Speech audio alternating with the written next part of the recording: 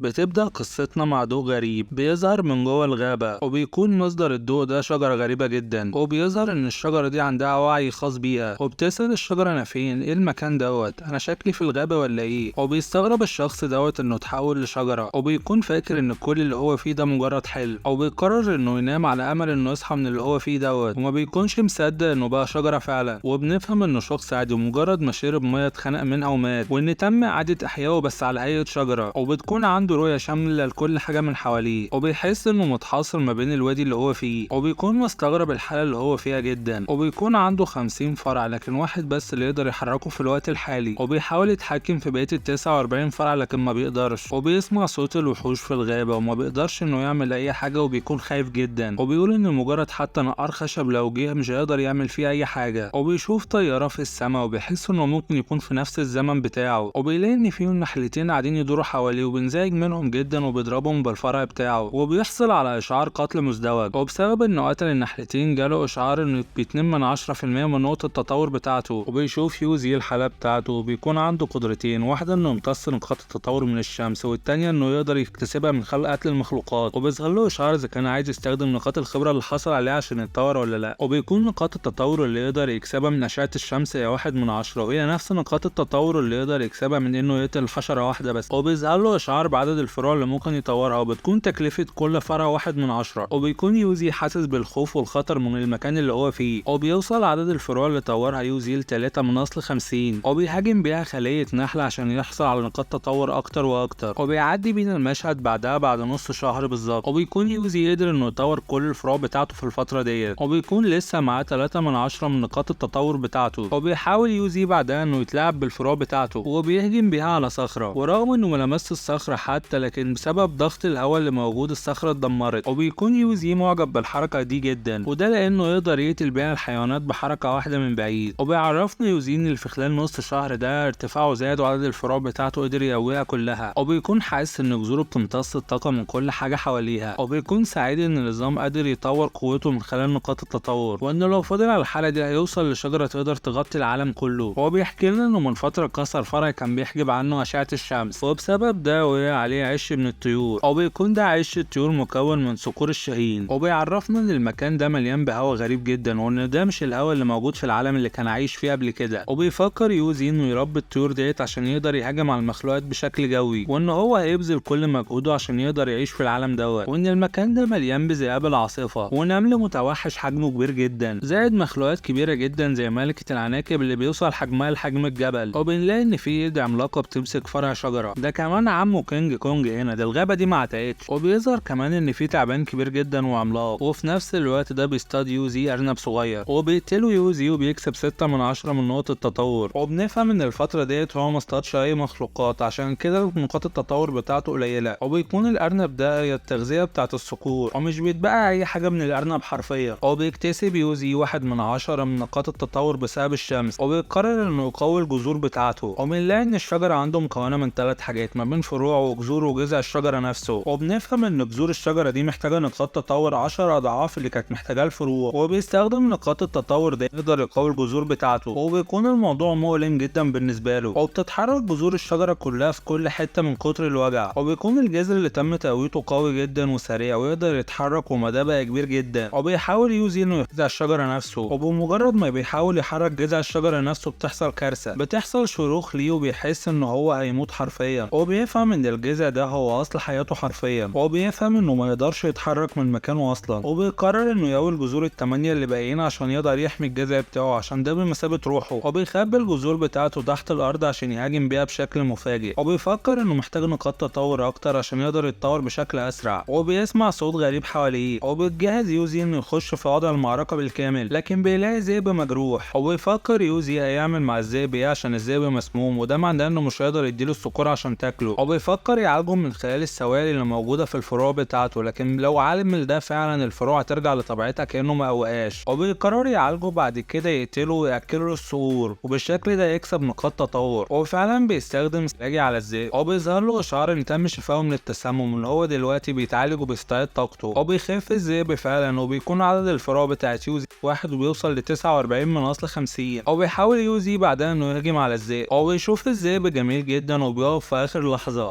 وبينسى موضوع نقط التطور تماما وبيفضل يلعب مع الذئب. والذئب بيطلع وهج غريب جدا وبيفهم ان الذئب اتطور بسبب امتصاصه لعصارة الفروع بتاعته. وبيوصل مستوى الذئب للمبتدئ في المرحلة الرابعة وبيكون عنده قدرة خاصة وهي العيون الفاتنة. وبيكون يوزي مستغرب بسبب ان هو قادر يشوف مستوى تصنيف للحاجات. وبيفتح نافذة الاحصائيات الخاصة بيه وبيعرض الاحصائيات بتاعته ما بين المهارات واسمه وقدرة التطور بتاعته. وبيعرف انه مستوى مبتدئ في التطور التاسع. وبنعرف ان بسبب العصارة بتاعت الفروع الذئب ده قدر يتطور بشكل سريع وان هو دلوقتي اقوى من الذئب ب5 مستويات بس. وبيفهم ان كل ما التصنيف بتاعه زاد كل ما قوته زادت. وبيسأل الذئب انت ايه اللي جابك هنا بالظبط. وبيحس انه كان مطارد من البشر وانه في الوقت الحالي مش هيقدر يواجه اي بشري وانه الافضل ليه انه يتظاهر ان هو شجرة عادية. وبيتحرك الذئب بشكل سريع مرة واحدة بسبب صوت حواليهم. وبيظهر ان في بنتين جايين ناحية يوزي. واول ما بيحس بيهم يوزي وبيشوفهم بيتحول لنمط التخفي وبيستخبى جوه الشجرة نفسها. وبيقولوا البنتين احنا جينا يا بابا. وبيكون ان هم دفنوا ابوهم تحت يوزي بالظبط. ويوزي بيكون مش عارف هيعمل ايه في الموقف اللي هو فيه دوت. والبنتين بيفضلوا قاعدين ومش بيمشوا غير بالليل خالص. وبيقولوا لأب ابوهم ان هم هيرجعوا تاني. ويوزي بيكون مبسوط جدا بسبب انه ابتدى يتعامل مع البشر من جديد. وبينتقل بينا المشهد بعدها باسبوع. وبتكون قوة صقور الشاهين وصلت للمستوى الثالث المبتدئ واللي بيهجموا بشكل جماعي عشان يستخدموا الانقضاض الصاروخي على كائن تاني واللي بيكون صقر قوي جدا وشكله غريب. وبيعرض يوزي الحالة بتاعته وبيزعق الصقر بشكل قوي جدا. وبتكون دي هجمة صوتية بتأثر على كل الموجودين. لكن الثعلب الأحمر بينتهز الفرصة وبيهاجمه. وبيمسكوا الصقر الذهبي بعدها بنخالبه بمنتهى القوة. وفي هجوم كاسح منه بيهجم بيه على الأرض. وبيكون الذئب اتصاب بإصابات خطيرة جدا. وبيصرخ الصقر الذهبي معلن انتصاره. وبيبص بعدها ليوزي ويوزي ما بيدلوش أي فرصة وبيهاجمه بسرعة. وبيقدر إنه يقتل الصقر الذهبي وبيكسب 70 نقطة تطور. وبنفهم إن صقور الشاهين بسبب النمو الزايد من استخدامها للعصارة بقت في الشكل اللي هي فيه دلوقتي. وبيشكرهم يوزي على اللي هم عملوه عشان يقتلوا الصقر الذهبي. وبنفهم إن الصقر الذهبي كان منتظر فرصة عشان يهاجم يوزي بقاله أسبوع. وبيفهم يوزي إنه محتاج إنه يحجب هالته بطريقة معينة عشان الحيوانات دي ما تهاجموش كل شوية. وإنه لو كان مخلوق بنفس مستواه كان زمانه قتله بمنتهى السهولة. وإنه لازم يكون أقوى وبشكل سريع جدا لأن أكيد في مخلوق في الوادي ده يقدر يقتله عشان كده لازم يتطور بشكل سريع. وإن مش هو بس اللي لازم يكون قوي لا مجموعة الحيوانات اللي معاه كمان لازم تبقى قوية عشان يقدروا يوازنوا الدنيا. وبيكون مبسوط إن معاه 70 نقطة تطور دلوقتي عشان يقدر يكون أقوى. وبنفهم إن صقور الشاهين وصلت للمستوى الثالث المبتدئ والذئب الأحمر كمان وصل للمستوى الرابع المبتدئ. وبيكافئهم بعدها يوزي بعصارة التطور اللي هم بيحبوها جدا. وبنفهم إن عصارة التطور دي بتسرع من تطورهم وتكون موجودة جوه الفروع بتاعته. ومرة واحدة بيجي هجوم مفاجئ عليهم كلهم. ومن درجة إن الهجوم ضخم جدا بيبان تأثيره من بعيد والمكان كله بيتملي دخان من أثر الهجوم. والهجوم بيكون قوي جدا لدرجة إنه دمر الجذر اللي قواه يوزي زائد إنه دمر كمان فرع الشجرة. وبيكون المخلوق قوي وكبير جدا على هيئة تعبان. وبيكون الهجوم ده دمر 26 فرع بالظبط ومفضلوش غير 24 بس عشان يستخدمهم في المعركة ديت. وبيعرفنا يوزي إنه مقدرش حتى يحس إن التعبان بيقرب منه. وبنعرف إن التعبان عنده القدرة إنه يقدر يخفي هالته بشكل كبير. وبيطلب يوزي من النظام إنه ينزل لوحة الخصائص الخاصة بيه وبيكون اسمه ثعبان فاس الحرب.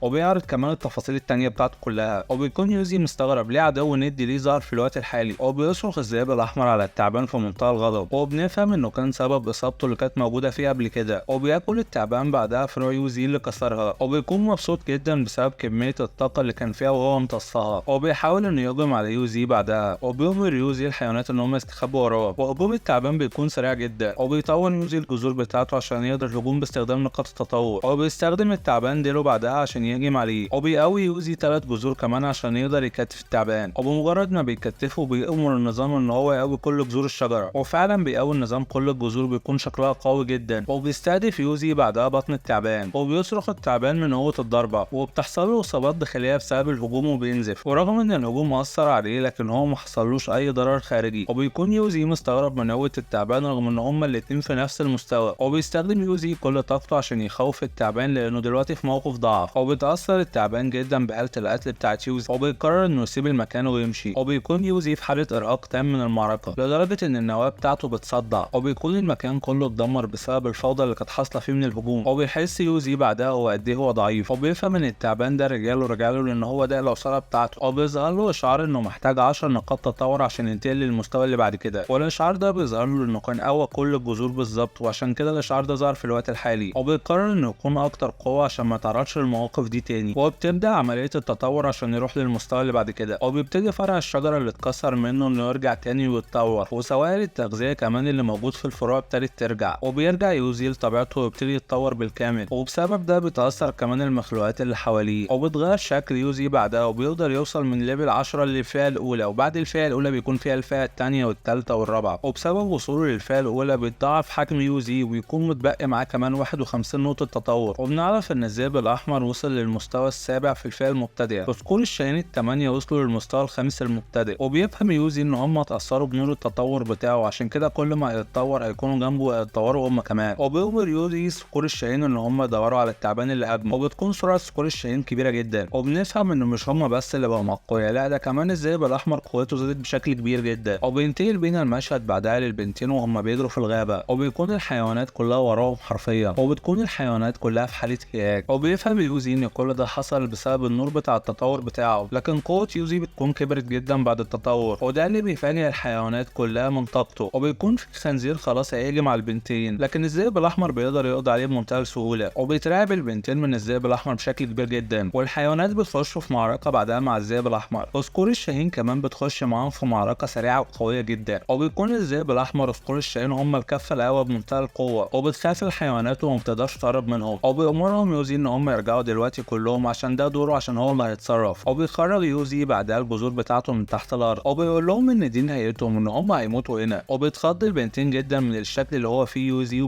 وبتتعصب الحيوانات بعدها وبيحاولوا الهجوم عليه، وبتكون المعركة كبيرة جدا، وبيحاول النمر من الحيوانات إن هو يهجم على يوزي، لكن يوزي بيفرتك دماغه حرفيا بهجوم واحد، وبيعرفهم إن في المستوى اللي هو فيه دلوقتي هم بالنسبة له مجرد نقاط تطور مش أكتر، وبيصرخ واحد من الحيوانات عليه وبيهجم على يوزي، لكن برضه فرس النهر بيتهجم عليه بهجوم واحد قاتل وبيموت في لحظتها، وبيقتل يوزي 5 حيوانات كمان في منتهى السهولة، وبيكون في من ضمنهم خفاش وبتفادى هجماته بمنتهى السرعة، وبيهجم عليه بهجمات صوتية، لكن يوزي بيتمكن منه برضه بيقدر يقتله بسرعة، وبيهجم واحد من الجذور على طور من الحيوانات، والغريب ان الطور بيقدر يتصدى لهجوم يوزي القوي، وبيقرر يوزي ان هو يبقى على حياة الاقوياء منهم عشان يقدر يستفاد منهم، وفعلا بيكتف الحيوانات المميزة اللي موجودة في الحجم، وبيبتدي يخلص على بقية الحيوانات اللي مش عايزها، وبيكون يوزي مش عارف يعمل ايه مع البنتين لان هو لو سابهم هيتفضح امره بالنسبة للبشر، وبسبب ده تيجي الجيوش عشان تقضي عليه، وان اسوأ حاجة تحصل له ان هم يحطوه في حديقة الحيوان بعدها، وبيفوقوا البنات بعدها، وبيكونوا مرعوبين جدا من شكل يوزي، وبيكتب لهم يوزي على الارض ان هو ابوهم المتوفي، وبيكون البنتين مصدومين جدا، وبيسألوا يوزي عن اساميهم وكمان اكبر اسرارهم، وبيستخدم يوزي النظام عشان يعرف اساميهم واللي بتكون لينج وكينج، وكمان بيقول لهم اسرارهم، وبمجرد ما بيكتب الاسرار دي على الارض بيتصدم البنتين جدا وبيحسوا ان ده ابوهم فعلا، وبيحس يوزي ان نوع من انواع القدر ان ابوهم يدفن تحت جذوره، وان ممكن تكون الجثه دي السبب في الوقت الحالي في المستوى اللي هو فيه، وبيعيط البنتين جدا لان هما بيحسوا ان ابوهم لسه عايش، وبيحس يوزي ان روح الراجل ده اندمجت معاه، وبيحكي له البنتين عن الحاجات الغريبه اللي بتحصل في العالم، وان كل حاجه بتتطور بشكل غريب، وان بقى في زي طاقه روحيه في العالم بتاثر على كل حاجه حواليها من الحيوانات للنباتات للمحيط للاسماك لكل حاجه حرفيا، وبيعرفوا البنتين ان هم في الاول كانوا فاكرين ان الاخبار دي كذب لكن طلعت حقيقه، وبيكون البنتين متعلقين بيوزي جدا ان هم فاكرينه ابوه، وبتروح لينج بعدها عشان تاكل الحيوانات اللي موجوده في القفص، وبيظهر من وراها الذئب الاحمر واللي بيحاول يخوف بقيه الذئاب عشان ما يعملوش اي مشاكل، وبتكون دي الحيوانات اللي هو مسكها من الهجوم اللي عليه اللي قبل كده، وبتكون الفتاه كينج متعلقه جدا بالحيوانات دي يا رخرة، وبيقول يوزي الحاله بتاعته، وبيكون ان هو دلوقتي عمره وصل ل 200 سنه ومعاه نقاط تطور 149، وان هو ده كمان دلوقتي في الفئه الاولى، وبيقول يوزي لوحه القدرات بتاعته اللي بيكون من خلالها الفروع المتحوره والجذور المتحوله وعصاره النباتات اللي يقدر من خلالها انه يسرع تطور الحيوانات ويشفيها، وبتكون موهبته الفطريه ان هو يقدر يعيد اجزاء من جسمه حتى بعد ما تتضرر، وبتكون المهارات السلبيه بتاعته انه يقدر يستمد 1 من 10 من نقاط التطور من الشمس، زائد انه يقدر يكسبها من خلال انه يقتل الحيوانات المتطوره اللي حواليه، وبيكتسب مهاره جديده وبتكون حاجز الضباب، ان هو يقدر يعمل حاجز من حواليه مكون من الضباب، وبيكون مدى واسع جدا وبيقدر ان هو يزود عليه الهلوسه، وبيحلل يوزي كل الامكانيات والقدرات بتاعته، وانه بعد ما وصل للفئه الاولى اصبحت كل القدرات بتاعته يقدر يقويها هي كمان، وبيعرض يوزي بعدها القدرات بتاعته اللي بتكون 50 فرع متحول و9 جذور كمان، زائد ان العصاره بتاعته تقدر تسرع من المخلوقات بتاعته وتشفيها، زائد الموهبه الفطريه للاصلاح الذاتي اللي بتكون عند النباتات، وبيفكر هيعمل ايه بعدها بال 149 نقطه تطور اللي معاه، وبيعرض تفاصيل مهاره حاجز الضباب بعدها، وبيظهر له اشعار اذا كان عايز يستخدم نقاط التطور عشان يفعل حاجز حاجز الضباب والهلوسة، وبيقرر فعلا انه يستخدم 20 نقطة تطور عشان يعمل كده، وبيبتدي الضباب انه ينتشر في كل حتة لدرجة انه بيغطي الوادي كله، وبيحاول يوزي ان هو يموه نفسه عشان يكون اكتر قوة ومستعد لاي حاجة ممكن تحصل. وبيحس البنت والذئب الاحمر ان هما مش شايفين يوزي اصلا، وبما ان يوزي هو مركز الضباب اللي بيسبب الهلوسة، بنفهم ان اي كائن بيقرب منه بيتأثر بالمهارة بشكل اقوى واسرع. وبيأمر الذئب الاحمر بعدها ان هو يروح للبنتين، وبيطلب منهم ان هم ما يعرفوش اي حد ان ابوهم طلع تاني، وان هم كمان لازم يسكتوا عشان الكلام ده ما يسبب له مشاكل. وبيروح بيهم الذئب الاحمر بعدها لبيتهم، وبيشكر البنتين الذئب الاحمر، وهو بيكون مبسوط جدا بيهم. وبيقرر يوزي انه عمل نقاط تطور كفايه عشان يطور المستوى اللي بعد كده، وبيكون وصل الافرع المتحوله بتاعته ل 50 من اصل 50، والجذور المتحوله ل 9 من اصل 9، ومعاه دلوقتي 129 نقطه تطور. وبيقول 50 فرع وكمان التسع جذور بتوعه. وبيراعي كمان حاجز الضباب وقدره الهلوسه بتاعته. شكل يوزي بعدها قمه في الفخامه والقوه، وبيكون مبسوط لانه قدر يقوي كل قدراته. وبيظهر بعدها مخلوق غريب للذئاب اللي موجوده في القفص، واللي اول ما الذئاب بتنتبه للشكل دوت بتخاف جدا وبتترعب لانه بيكون وحش عملاق وغريب اول مره تشوفه. وبنفهم ان ده بسبب تاثير الهلوسه عليهم. وبيعرض يوزي اللوحه الخاصه بتاعت حاجز الضباب والهلوسه، واللي بيكون بسببها كل المخلوقات في حاله وهم. وبيعرض كمان المستويات الخاصه بالفروع المتحوره والجذور المتحوره والعصاره النباتيه بتاعته. وبنفهم ان الهلوسه وصلت لليفل 2 دلوقتي وتقدر تربك اي حواس للمخلوقات اللي حواليه. وبنفهم انه معاه دلوقتي 14 نقطه تطور بس، وانه محتاج عشان يراقي المواهب الفطريه بتاعته 50 نقطه تطور. وبيعرض لوحه احصائيات المواهب الفطريه بتاعته. وبنفهم ان الجذور بتاعته كمان وصلت ل 100 متر تحت الارض، وان في مكان مليء بالطاقه الروحيه تحتيه والجذور بتاعته بتمتصها. وبيسمي يوزي المكان ده بالنهر الروحي. وبيقرر انه يخبي الجذور بتاعته كلها تحت الارض عشان يفاجئ بيها اي حد. وبيرجع سور الشاهين بعدها للفروع بتاعته، وبيقولوا ان هم ملاقوش اي اثر للتعبان اللي هاجمه قبل كده، وبيعرفهم ان هم محتاجين يدوروا تاني لان الحيوان ده راجع عشان التعبان بعد ما اكل الفروع بتاعته حس بالطاقه بتاعته كلها. وبتاوي مره واحده الذئاب اللي في القفص، وبيضربهم بعدها يوزي بمنتهى القوه عشان يسكتوا. وبتتاثر لينج جدا بالموقف اللي بيحصل للذئاب، وبتقرر انها تدخل لهم القفص بعدها. وبيكون يوزي متفاجئ من اللي بيحصل، وبتحاول لينج بعدها انها تعالجهم، وبتعرف الذئاب ان الوجع ده هيختفي بعد شويه. وبيستغرب يوزي ان الذئاب هديت فعلا، وبيكون في حيوان ذكي وشايل كل شويه يفك نفسه من القيود بتاعت يوزي. وكينج بتحاول تقرب منه وتتصاحب عليه، وفعلا بتنجح في ده، وبيكونوا متوافقين جدا مع بعض. وبيكون كينج ولينج كمان متاثرين بكل الحيوانات اللي موجوده، وابتدى يعمل ما بينهم رابطه غريبه. وبيكون يوزي مذهول ان الحيوانات دي ابتدت تنسجم معاهم فعلا. ويوزي بيكون مبسوط جدا بالاجواء والجو اللي حواليه. وبيظهر مخلوق غريب من وسط الضباب، وبيكون ده التعبان اللي هاجمه قبل كده وامتص طاقته. ولو عايز تعرف ايه اللي هيحصل بعد كده اشترك في القناه عشان يوصلك الاجزاء الجديده اول ما تنزل.